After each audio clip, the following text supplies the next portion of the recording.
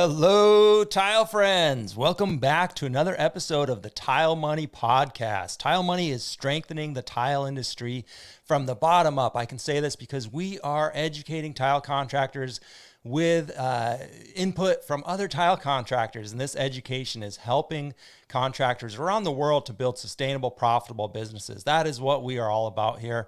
We want to see a stronger tile industry from the installer up. We've got another great interview for you today to watch. And for those of you joining us live, thanks for being here. It looks like we've got about 5 people already. So thank you guys so much. And put comments in, put questions in the comment section, and we will address them as we see them. Before I bring Anthony Moses up to talk about his vision for his company and the mission and everything that goes with building a company and setting company goals, I want to take a minute to thank our sponsors. I want to thank HappyTileGuy.com. HappyTileGuy.com is where you can get your tile contractor websites made. We are focusing on just tile contractors, so we're very specific. I want to thank the NTCA, the National Tile Contractors Association. That is where you will make friends with some of the nation's largest, oldest, most professional, most profitable tile contractors. You will find them inside the NTCA. That can be your most valuable resource. Join them today or visit them at tile-assn.com. Link will be in the show notes to find out more about what they have to offer. I want to thank GoBoard. GoBoard is a lightweight, waterproof tile backer from Johns Manville. It's easy to cut, easy to handle, easy to install, saves you time, and time is money, so you can earn more money using their products. I want to thank Laticrete International, one of the most innovative companies out there. Started right here in the United States, US-based family-owned company, family values. Check out Spectralock One, their latest, one of their latest, I should say. They came out with several new products, but one of their latest products is a grout inside a one component grout, right? And it acts like a epoxy grout. So something brand new. So today we're talking about vision and future. And you know, it was once said that there's 3 types of people in the world: those who let things happen, those who make things happen, and those who wonder what the heck happened. So I don't think anybody wants to be stuck in a spot wondering what happened. So let's bring on our guest today, Anthony Moses. Anthony, how are you today? What's going on, Luke? I'm good. How about yourself? Well, I'm doing good. I did have some technical issues, but it looks like we're recording and we can hear each other, correct? Yes, we can. I wish my mic was as cool as yours. Oh man, it's like I'm always getting mic envy. There's a lot of different cool mics out there, and it's like, you know, I might be developing a problem with microphones. Oh, look, I just ordered a microphone today. Did you? I just ordered the Rode NTG 4 Plus. Nice. Abby, thank you for joining us. Good to have you here. So today, you know, when Anthony, if those of you who are listening to this haven't heard, I've interviewed Anthony before a few months ago, and we talked about his company. You know, we talked about his podcast. We talked about, you know, the way he's making things happen. But I really wanted to put an episode out there on vision and you know, making things happen, and how vision and mission are 2 different things really, but they work hand in hand. And yeah, I thought, you know what, I've got to get Anthony on board here. It seems like he's got a vision. It seems like he's really pursuing something, because that is what a vision is. It's something that you're constantly pursuing. That vision pulls you along in life, and it helps you get to that goal. You know, it's something that it's in constant. And from time to time, we all, you know, kind of shift our vision around a little bit. What are your thoughts on vision, Anthony, and how do you envision your company in the future? I think vision is key. Like it's huge. It's one of the most important parts of your business, because if you don't know where you're going, you'll never know on a day-to-day basis what you should be doing. It could be just random activity, and at the end of a month, you have nothing to measure it against to say, well, I did a good job. Like if you don't know where you're going, you could have did a horrible job, but there's nothing there to give you that idea of the path that you're going down. Yeah. I know for me, I don't have a written, like, formed vision, but I know where I want to go. I've gone on this tangent of I want Simply Intricate Designs to change the meaning of custom showers in Baton Rouge, Louisiana. Like, I want, when people say I want a custom shower, at some point I want them to not use the word custom anymore. I want them to say I want a Simply Intricate shower. Yeah. So that's the vision. I've tagged being the #1 flooring contractor to the company name, not legally, but on social media. But I want to be the go-to company. Like, when people think of a creative design, one of a kind project, I want us to come to mind. Mm. Now, at one point I started writing out a mission, and if I can remember, this is probably horrible, but if I can remember, my mission was to for every one of my projects to give people a different vibe. Like, our mission is for our projects to be so creative that they make people dream, like, in life, to say, you know what, if this is possible, anything's possible. Like, that's the mission for our projects. We want you to look at something and say, that's amazing, and the possibilities are limitless in life. I should go out there and be great today because my bathroom looks amazing. Right. And I'm going to ask the audience that's listening here to share your vision and mission in the comments. And I would just love to see some more from the audience, because, and Anthony, I would encourage you to write this stuff down. It's the power of just putting that pencil to paper, that pen to paper, whatever, is really very powerful. And it's, like I said, this is the kind of thing that, once we can shift this from over the course of years. But like you said, when you want people to think of your showers and showers in general, right? You want them to start saying, I'd really like one of those Simply Intricate showers. Yeah. Right. Yeah. And I want to point out that this is perfect. And I'm glad you said it like that, because what you're doing is you're building a brand. You're building a Simply Intricate brand, and you cannot have it without that vision and without that mission. And this is going to intertwine this. And this is what's going to end up happening over the course of time, because a brand is something that, when you think about a brand versus a product, right? What are the comparisons? I'll throw one out there. A brand is purchased by people. A product, is on a shelf. You know what I mean? A brand stays in people's mind, and a brand is often imitated but never copied, because it's unique. Versus a product, if you're going to sell, a bottle opener, I can imitate I can really copy that same exact bottle opener, but I can't copy your showers. You see what I'm saying? Yeah, the brand encapsulates the story of the company. Like, it tells the story of the company. Mm-hmm. Yeah, exactly.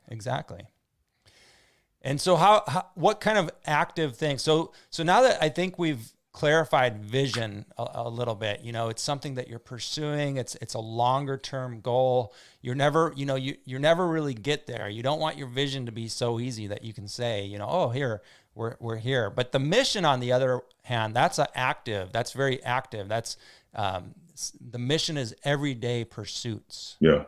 Something that you can take on every project. You can read the mission before every project and say, I have to execute this every single time.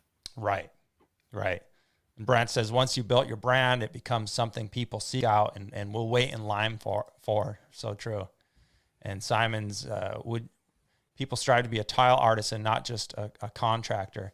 Yeah. If that is, that absolutely, be the best you can be. If that is artisan, if that is the type of clients you want, that is what you're going to want to do. Is every single project, like Anthony just said, you've got that mission. Okay, what is my mission? And it's action verbs. Remember, so yeah. You would say, am I keeping my project clean? Am I impressing upon the client? Do I leave an impression on them? I think the vision can be evolved over time. Like the vision is not set in stone to, Right. this is going to be what it is until the end of time. It can evolve into a number of things. The mission should be the more concrete area of during the duration of this company. This is what I want to see from this company. I think the mission once it's developed, it can evolve too. I mean, you can add things to it, but it's not gonna change as much as the vision might. Yeah. It's true, and that mission, you can accomplish that mission on a daily basis, really. Like, for instance, if being extra clean was part of your mission statement, if, leaving the job site cleaner than you left it, those are all active things that you can accomplish every single day, but you're working towards that vision. And having that mission, it reinforces the values that are driving your business. You know what I mean? Yeah, I mean, and the mission can be. I was about to say should be, but I don't even know if that's right. Can be easily conveyed to everybody in the company. The mission you can pull the helper aside and say, "Hey, look, are we meeting this today?" And it should be an easy yes or no. You read the Right. mission and say, "Okay, we're not. Well, we know what we need to be for the remainder of the day, for the remainder of the week." It's both vision and mission give you something to accountability, pretty much. Mm. We've got Jason from Beast Mixer saying passion from the heart should go into a brand with an ethical footprint. I think that's his vision or mission. You could say, like Jason's really striving to save waste, right? Save bucket, save waste. And he's doing that every single day with the way he puts his product out there. And So the that's a great brand we'll use Jason for example. The brand is doing the footwork itself. Those videos we see on Instagram of people popping out the mud of the Beast Mixer is working for itself. The brand is doing its own job. This you build it to the point to where the vision and everything is a part of your everyday process. People will brand your company for you. Like yeah. they'll take it and run with it and go tell everybody this is amazing and this is why it's amazing. You should be a part of it.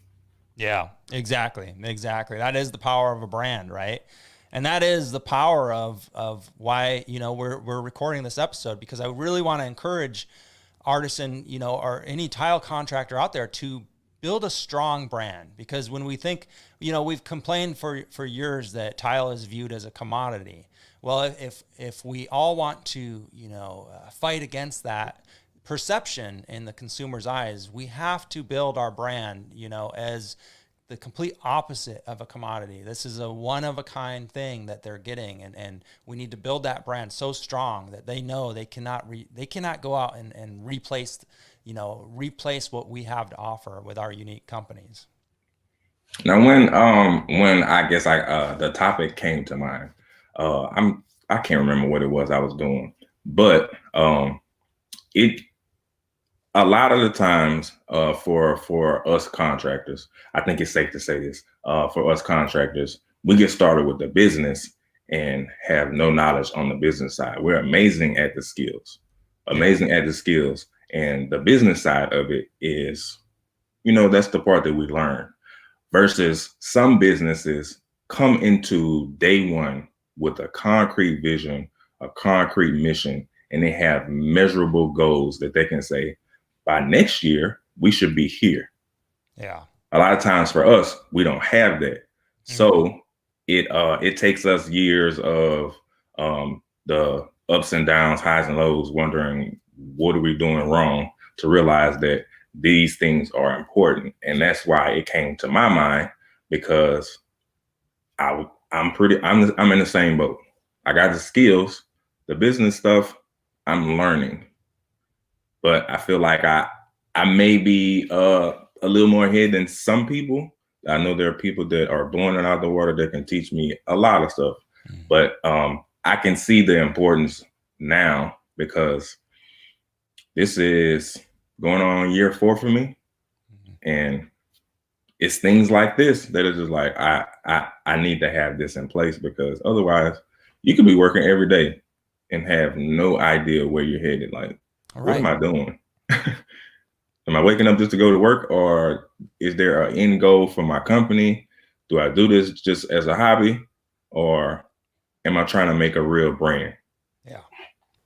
Exactly. I mean, too many of us go to work for ourselves, and we just, we want to set some tile, but if we want to be business owners, we've got to really identify what is it that's going to make that. Why do we want to be a business owner? What's going to make that business successful? And if we're just planning on doing the same thing that every other person that came before us did, is that really the right way to approach this business? And, talking about vision, talking about mission, talking about goals, talking about some of these subjects, it's like the last thing that we, that us tradesmen want to do. We don't want to talk about it. It doesn't come easy. We don't want to sit down with a pen and paper, but the point is, I mean, if we want to change something and we want consumers to view our brand and our companies as different, I mean, we have to act different. We have to start thinking of business first, and start thinking, what is it that I'm doing out here? And I know, with you, Anthony, you're building a brand. You on your Instagram channel, your personality is shining through, and you're making funny videos. You're making, stuff that people like to watch and share. Is that part of the brand you're building? I mean, tell me a little bit. That's definitely the goal.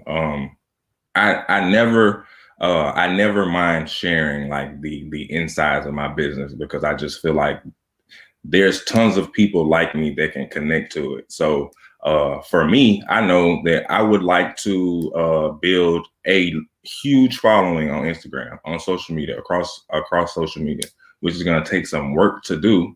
But I see that there will be a benefit and opportunities in the long run from doing so. So that's why I look at it as an important investment, and it's a part of the vision, because it's going to go on.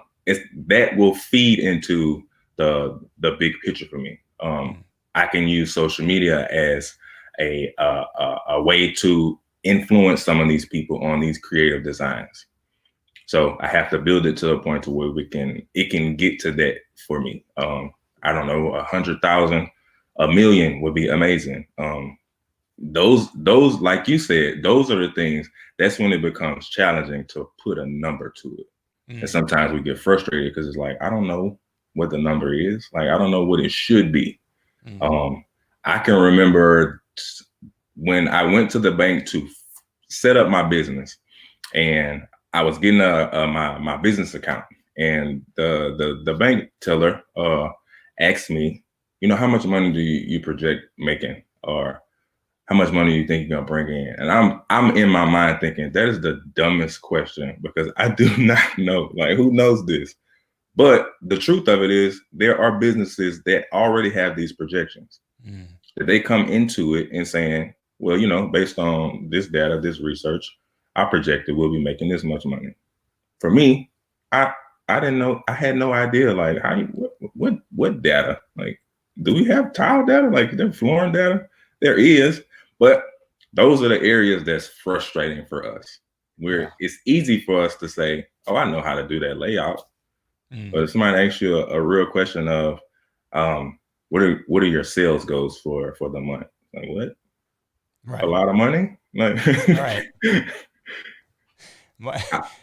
Yeah, and it's hard to do in year one. It's really hard to do in year one, because, like you said, I mean, you have nothing to compare it to. But after year one, you do have something to compare it to, and then that is when you can say, all right, I project I'm going to do 15% better than last year on all accounts, right? Or I'm going to, doing pretty good with revenue, but my profit was low. So now you're like, you have a benchmark. All right, I need that profit percentage to get up. I'm pretty happy with the revenue, but how do I get that profit percentage? Maybe there's lots of different ways to grow, right? And so tell us a little bit some of the things that you're doing actively locally to help your business grow, Anthony. Besides, on top of the videos that you're sharing on Instagram and Facebook.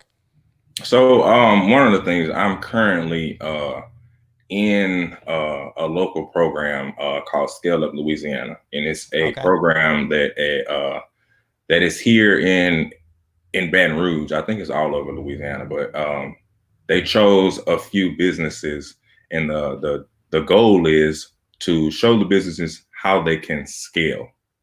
So with doing that, we get business advisors, and at the end of the program, you'll have a plan of action to go to the next level. Um, so in doing that, I had my business advisor send me a couple of questions, a questionnaire to answer, like the pre-planning phase. So I started filling out the questions, and these are not easy questions. In my mind, it's just like, I don't know how to answer these questions. So I'm throw out a few of the questions, and I'll give y'all my actual answers. Okay. Let me pull the questions up. So how did you find this scale up Louisiana? It came through Facebook. It was on Facebook. I saw the program on Facebook. I reached out to a friend of mine that I felt like was connected with it and said, "Hey, look, I would love to be a part of this. Um, what more information can you give me?" And that's how I got connected with the Scale Up Louisiana, because there are things like this that otherwise this is information that the business owner themselves would have to go research. Like, you have to go looking for this information to find out how to apply it to your business. Once I saw the opportunity, I said, I'm jumping. Seized it. Yeah. I'm jumping on it. Yeah. So the first, I'm gonna say, really challenging question for me was, what are your sales estimates / goals? So I was at the fire station yesterday when I started to fill out these questions. It was late. I was tired.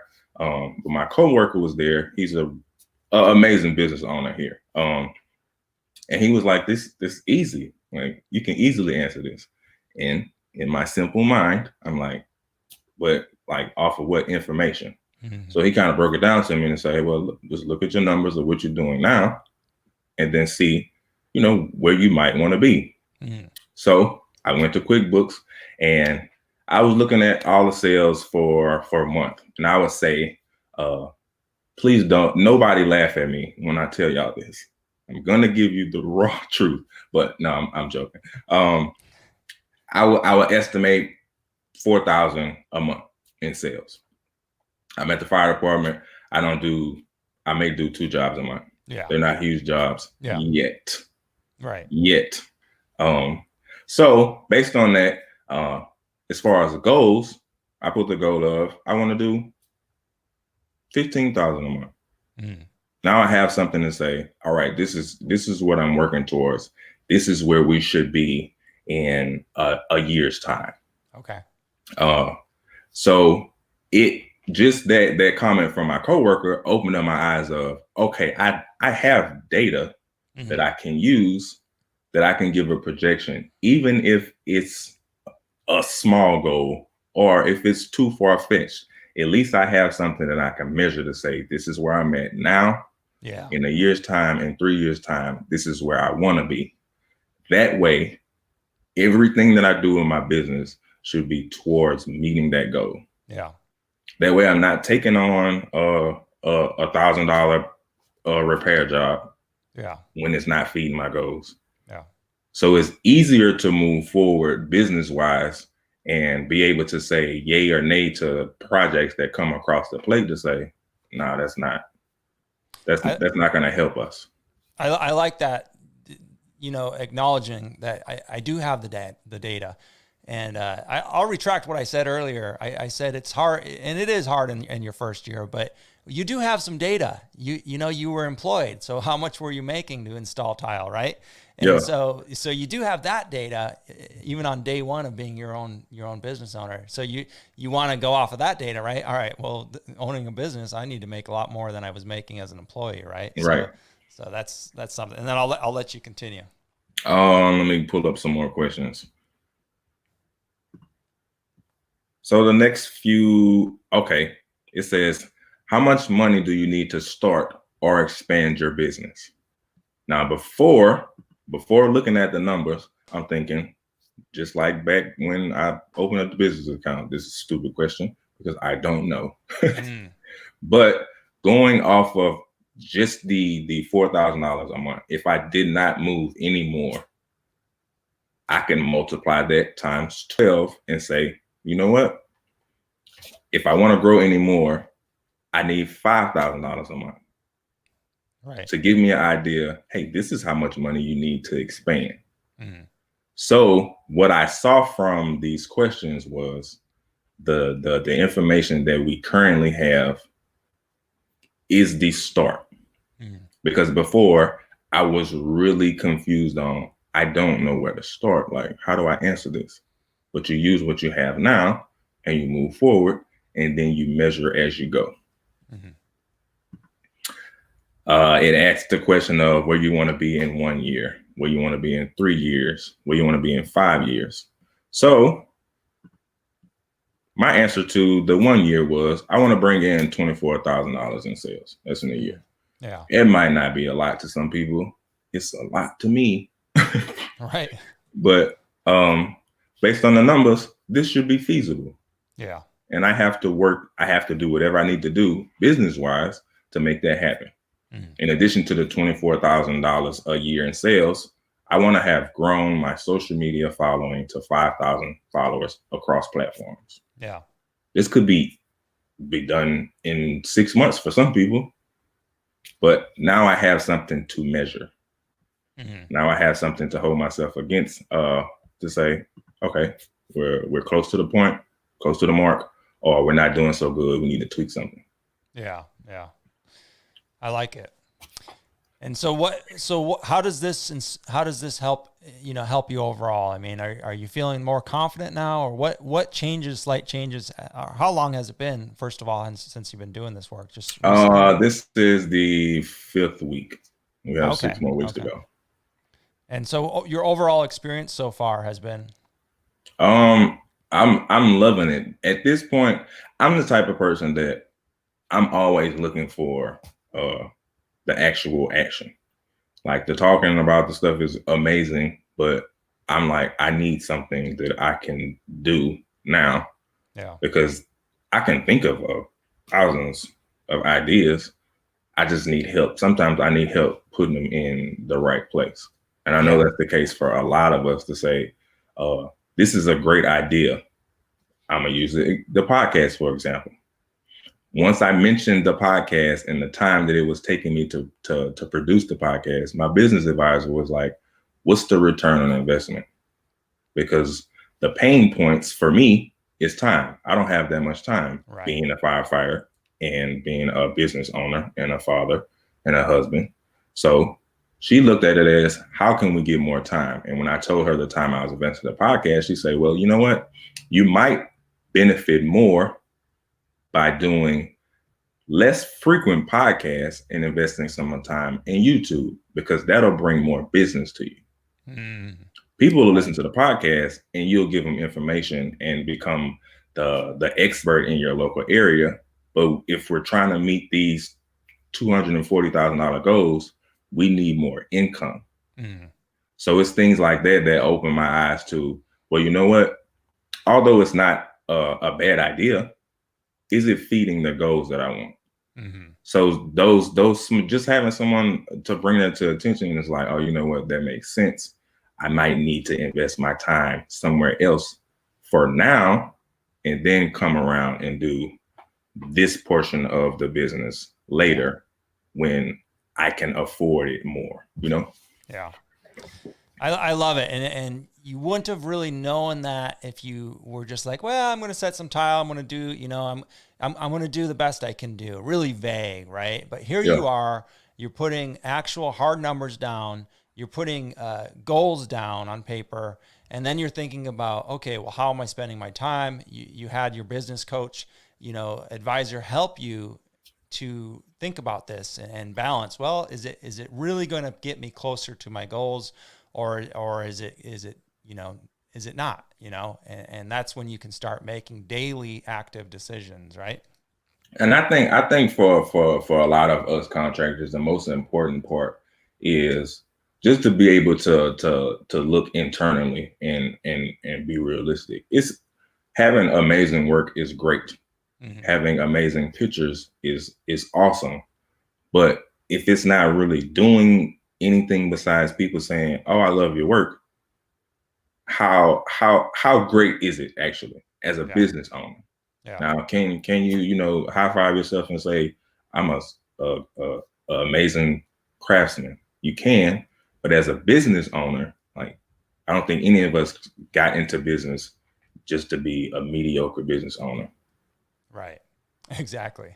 especially because of how much energy it requires of us, like how much time and sacrifice away from our families and all. Like nobody started business just to be like, well, I got great pictures and I'm never home. Like Yeah.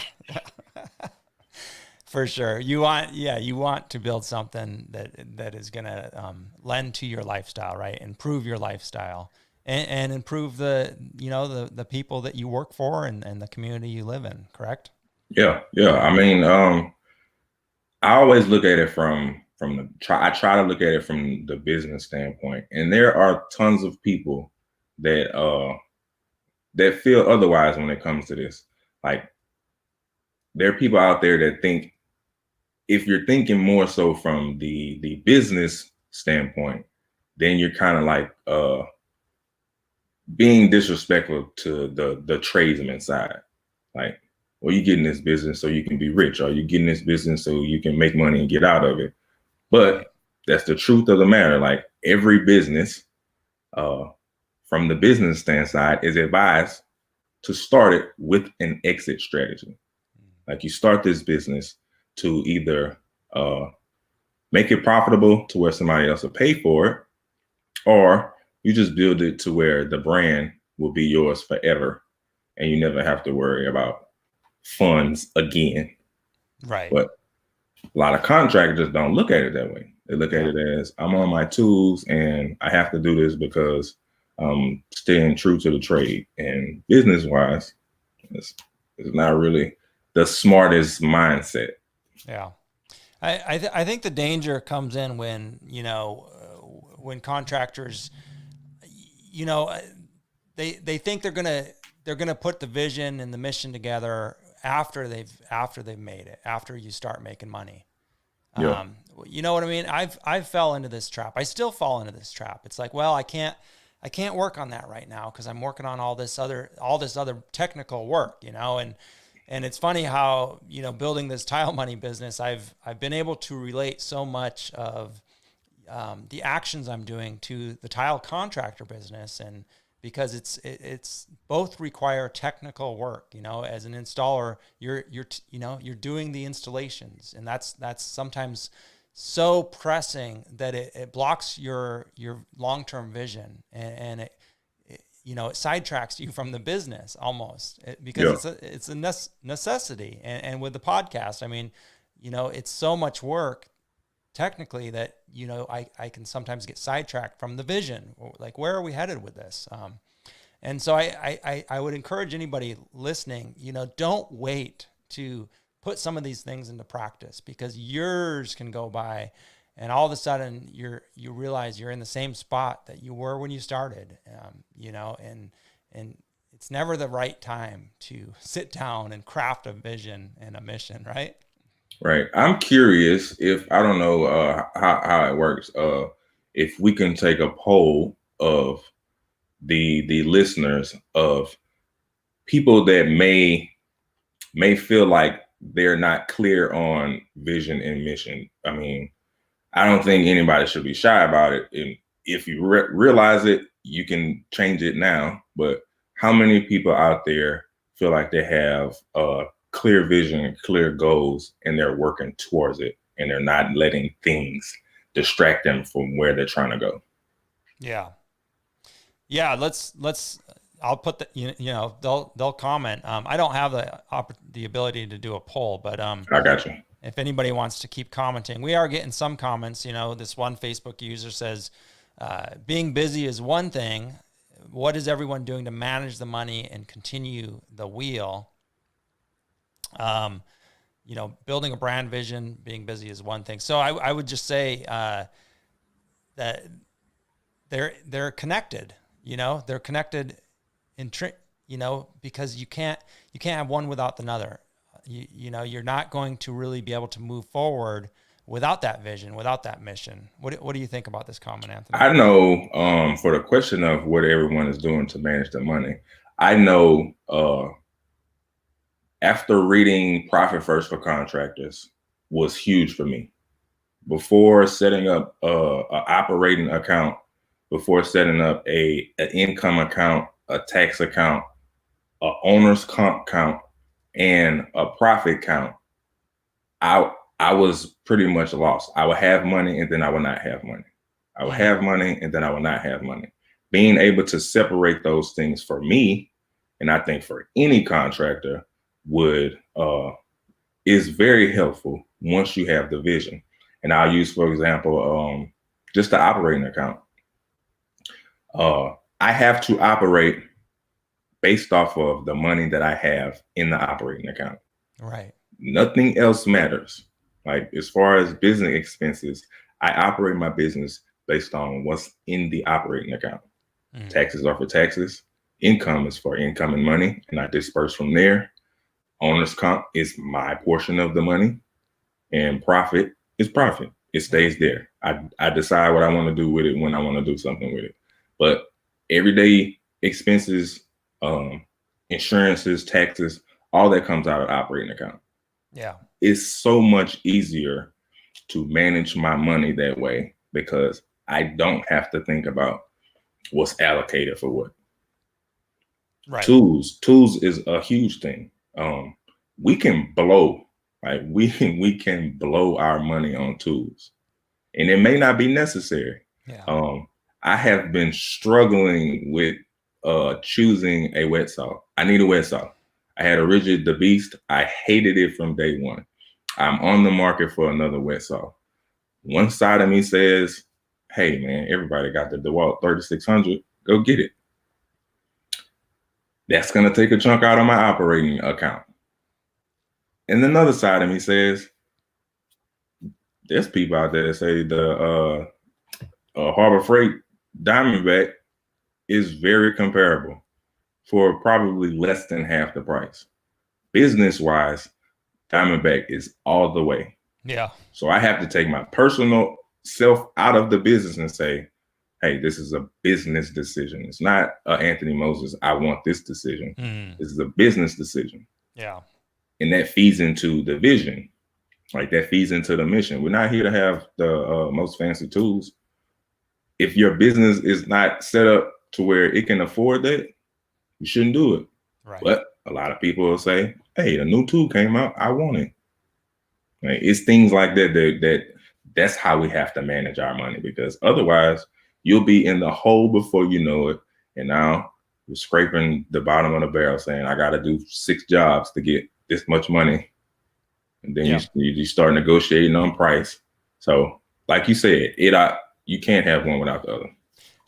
You did such a better job answering that question than I did. I mean, you gave, I'm sorry, I don't know your name, Facebook user. You gave him or her real solid advice there because they were asking about managing money. You said Sean Van Dyke, right? Profit first for contractors. Set up these accounts. I mean, that's something practical. If you didn't hear that episode, I actually interviewed Sean about a year ago. You can find it in the podcast about a year ago, or I can send you the link if you want to PM me after this. I'm happy to send that to you. I'm pretty sure that that's what motivated me to finally read the book and put it into play. Nice. And, it's so simple, but it makes so much sense. I mean, you have different accounts for different things. Like you said, the operating account, and that way you're not going to get into credit card debt. You're not going to get into your personal income, right? I think that's one of the biggest mistakes we could make starting out is commingling the business monies with our monies, right? Yeah.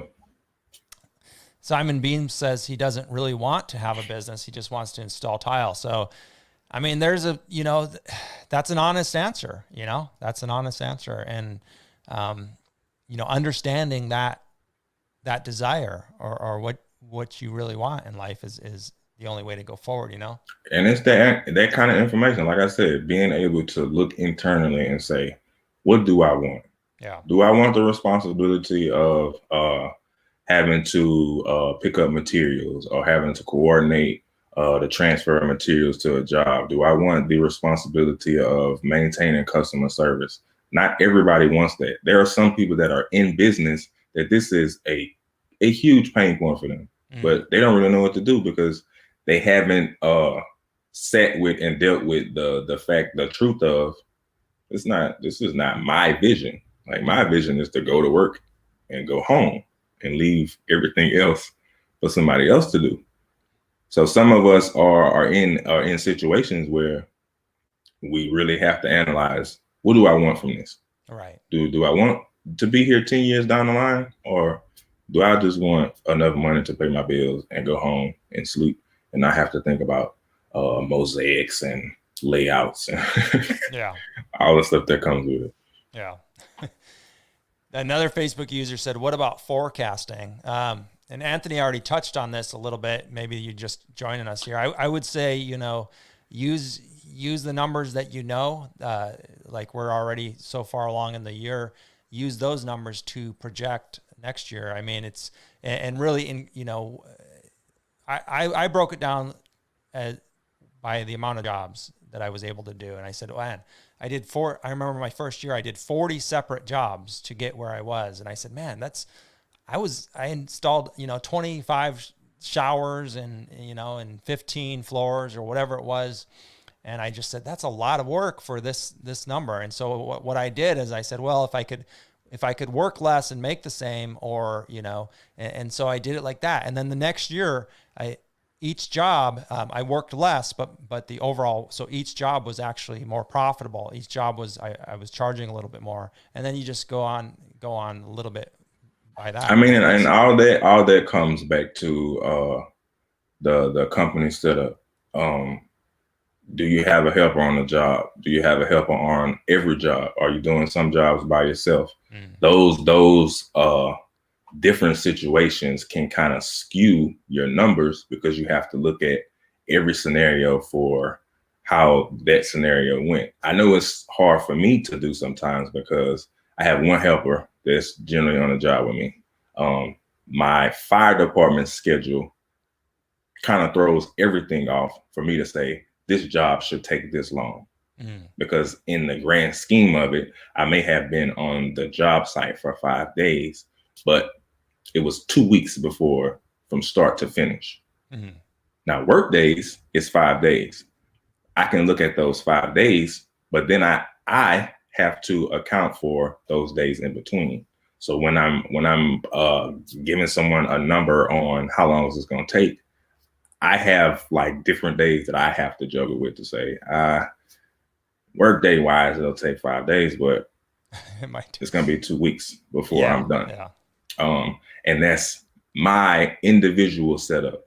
So it's being able to, you know, look at that's when job costing comes into play, to really look back at, hey, how many hours I was on this job today? What was the scope of work? What did we do? Like that kind of information. And it could be tedious, but it's going to benefit you so much when you can have that data to say, all right, this job cost me takes 5 days. This is how much I need to charge to have a profit. Once I'm done, this is how much profit I'm going to take away from this job. Yeah. Sometimes a lot of people, and I used to do it myself, will go look at a job, do square footage and say, I should be done in this time. I have no real concrete information. And by the end of the job, it's like, oh, I didn't make any money. Like I looked at my QuickBooks yesterday, and once I looked at the hard numbers, I was realizing I was like, I'm really doing like 2 jobs a month. And I'm thinking in my mind, like, that's horrible. But it's your 2 schedule. jobs a month. Yeah. But that's my true information. Yeah. Some people push out more, but those numbers don't lie. And your company could look amazing on the outside. And until you look at those numbers, then you want to really get a realistic picture of, all right, this is what we're doing. We're really doing not that good. Right. I charge a lot of money, but I spent 75% of it. Like, Right. Yeah, I mean, you never know until you really look at those numbers. I mean, it's a lot of us can be fooled by the large numbers that you're saying. I charge a lot of money, and your clients are telling you you're charging a lot, and you feel like $1,000,000 when you're cashing a $10,000 check, and it's like, but at the end of the day, well, what are you really putting in your account? This individual here watching us live here, thank you for being with us. They're saying that they left their own successful company to work as an installation manager for the union shop, and now they're making what they want to be making. And that's and I would say this is an answer to the Simon Beams question. He doesn't really want a business. He said now is actually a great time to find employment. I mean, everybody's looking for tile setters and helpers, and I'm sorry, installers, and yeah. and people to, lead a crew. So if you have those skills, you're very valuable for a company. And those are real hard questions to ask yourself, but it's these questions, like Anthony was saying, that we have to ask ourselves, and we have to look at the numbers. We have to say, is this worth it? Is this really what I want to be doing?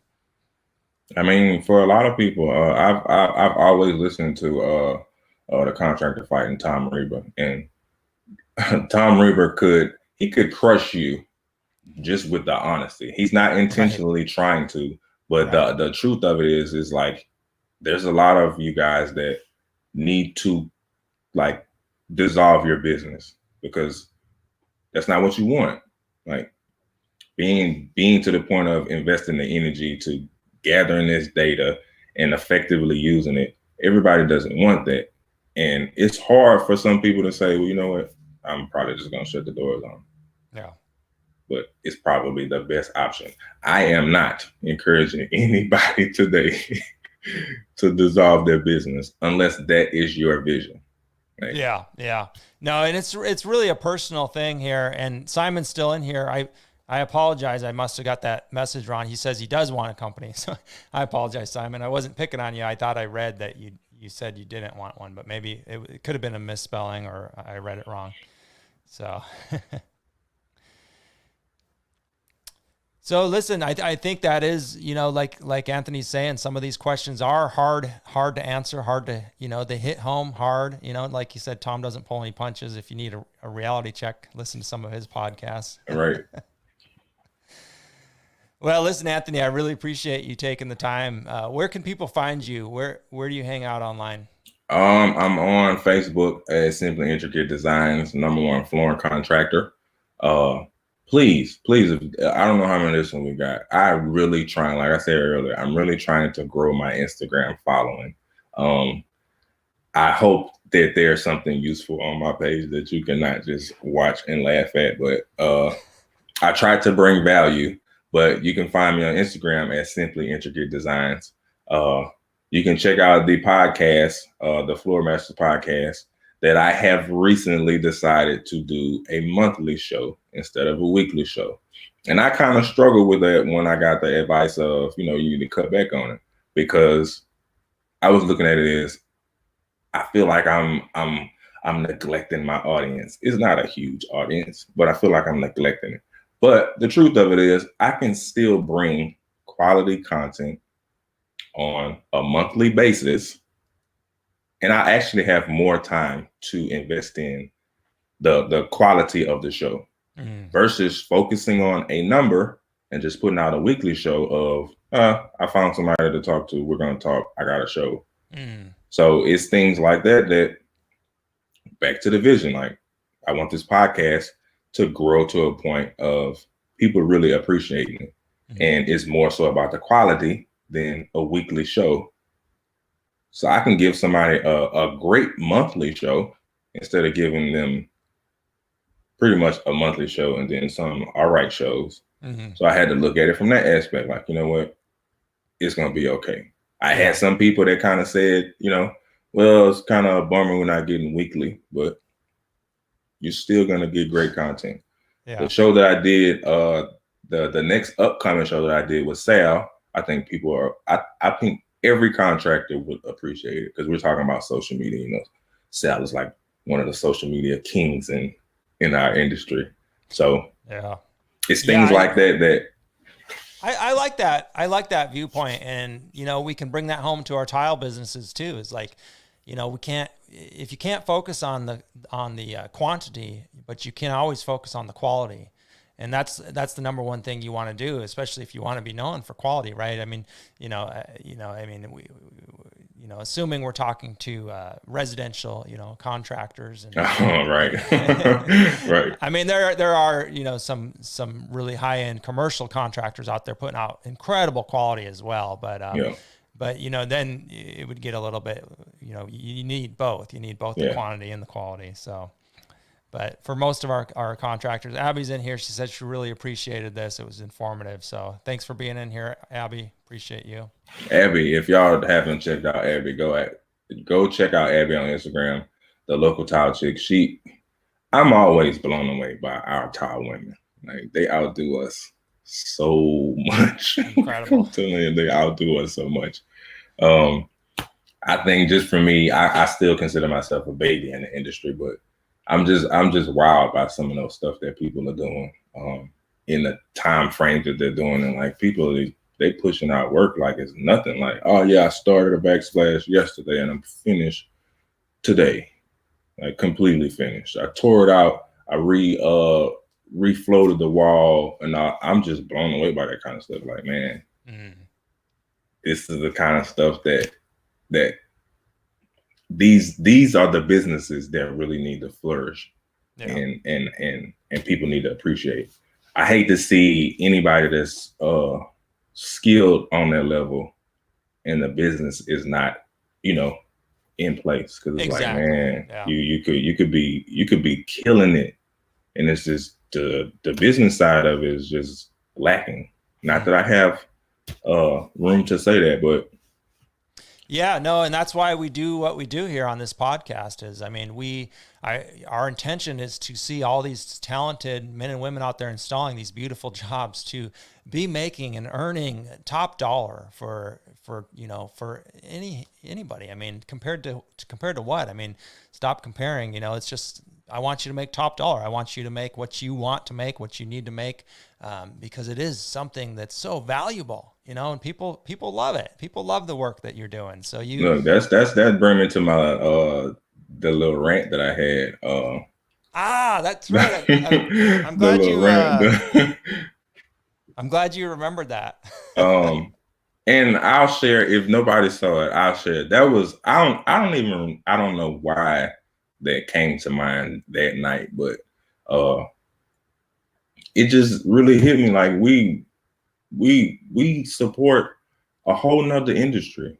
Like, we're in the areas that are selling homes, and we allow people to devalue us. Like, you realize you did an amazing bathroom, amazing kitchen in somebody's house, and a buyer walks into it and says, that's the reason that I want this house. And we'll charge crumbs for it, thinking that, it's not worth that much. Like, right, dude, we're supporting the real estate industry when you think about it. Like, we have the real estate industry on our backs.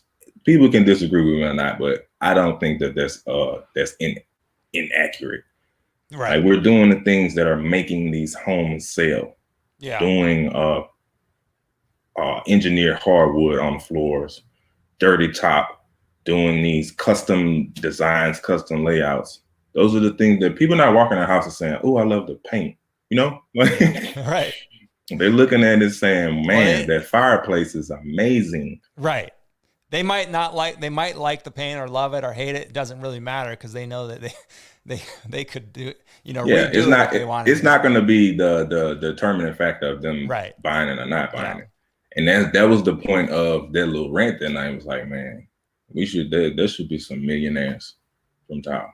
Right. Yeah, and truthfully, there is, but we want to see more millionaires. Right. I need to know who they are so I can get connected to them. I need to talk to them and pick their brains. That's what it is.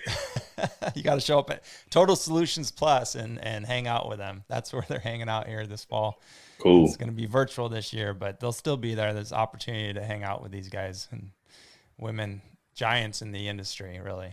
And I think that should be a part of the vision. Like, I want to be I want to make like a lot of money. The money that we consider to be a lot of money. Like, no, I want to be a millionaire. I don't think that should be a problem for us to say as contractors. Like, I want to be a millionaire. Well, it's not even that much anymore. Right. It's like, really not. Yeah. Put your time in, and I can see you're on your way, Anthony. I mean, it's. I hope y'all are right when y'all say this. I've heard it before. I hope. I don't know where the way is, but I hope that I'm on my way. Yeah. Well, keep doing what you're doing, man. I love talking to you, and the audience is. I lost my mouse there, but yeah, they're enjoying this a lot and they appreciate it. So thank you for taking your time. I know you're super busy, Anthony. I got a day off today. I'm chilling today. You're chilling? I got a little business to handle. Go pay some insurance, which I don't like doing, but my operating account allows me to. Yeah. So. There's another one. So I'm thankful for that. Yeah. All right, Anthony. Well, good to talk to you. Enjoy your weekend and your Same family, to you, man. Anytime we can connect, please let me know. If y'all get tired of hearing me on Tile Money, just tell Luke and I'll take something next time. Just like talk about this. No, I don't think anybody's going to get tired of hearing you, man. We've got somebody already asked for you to come back on here. I forget. I can't see where that comment was, but it was up there a little ways. I'm all for it. Right on, brother. Well, I appreciate you. Enjoy your weekend. You too. All right, Tile friends. Thanks for being here with us with this son. And that was fun talking to Anthony. I always like catching up with him. Hey, I want to thank a couple more of my Patreons who just became members, Joshua Nordstrom, Christine Ford, and Kurt Engen. I want to thank you guys for supporting me as a Patreon monthly donations really mean a lot for me for what I'm doing here. If you want to support me, you can follow the link in the show notes wherever you're watching or listening to this. And I appreciate all of you. Until next week, stay profitable out there. I'll talk to you soon. Have an enjoyable weekend. Enjoy your families, enjoy your life, and